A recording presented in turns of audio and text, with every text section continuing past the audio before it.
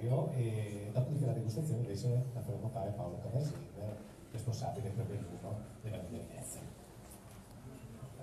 Sono certo che se Matilde sapeva come ho fatto l'anno scorso la mano al forno ci sarebbe fermata, perciò specie comunque per voi. Allora, a parte gli scherzi, praticamente credo che il terroir è una cosa unica nel suo genere, completamente unica, perché il terroir condivide sia il territorio, l'ambiente, ma anche l'interazione fra microrganismi e cultura del territorio. E questa unicità solamente della nostra cultura, o perlomeno quello che dovremmo avere noi della cultura del territorio, anche organolettica, dovremmo ovviamente riconoscerlo. Questo, se avete notato, non è un bardolino superiore, ma è un bardolino, casomai, lasciatemi il gioco di parole, inferiore, perché va a sentire di più il territorio. Non c'è appassimento, non ci sono altri vitigni che apportano questa cosa, ci sono la curvina senza appassimento. La cosa curiosa è che vi decanteremo questo vino come una grandissima ampiezza olfattiva, perché è difficile avere grandissima ampiezza se è un solo vitigno.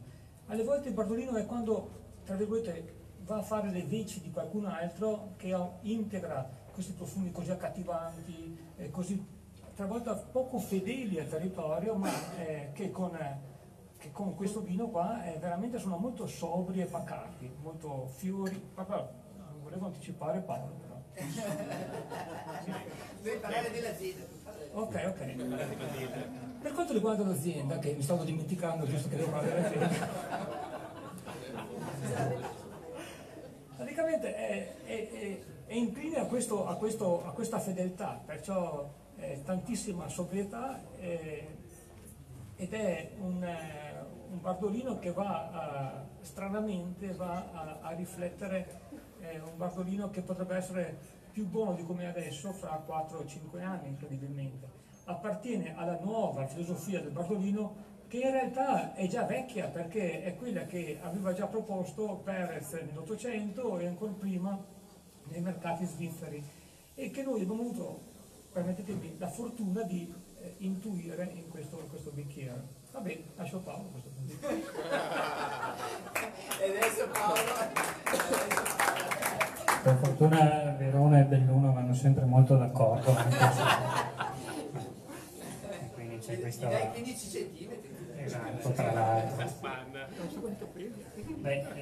Tra l'altro poi anche il Bardolino ha recentemente anche festeggiato 50 anni di denominazione nelle ultime settimane, quindi insomma c'è anche un percorso di riscoperta e rivalutazione all'interno del territorio, che ovviamente, condividendo con altre denominazioni che forse nel tempo hanno avuto anche un successo maggiore, però insomma il Bardolino diciamo che si difende sicuramente molto bene, come si difende molto bene questo campione che abbiamo qui davanti, che da un punto di vista del colore appunto si presenta nella sua naturalezza, essendo predominante la corvina al suo interno, quindi con questo rosso rubino che sicuramente coglie l'attenzione per la sua brillantezza e per anche la capacità di muoversi all'interno del calice con una certa naturalezza.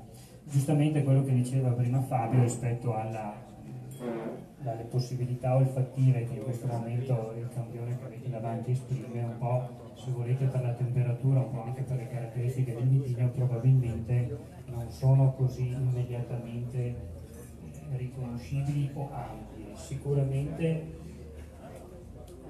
Sicuramente gli aspetti floreali, le note floreali sono quelle che un po' ricercandole emergono con maggiore facilità. Qualche piccolo frutto riusciamo a riconoscerlo, ma probabilmente il meglio di sé lo darà sicuramente all'assaggio.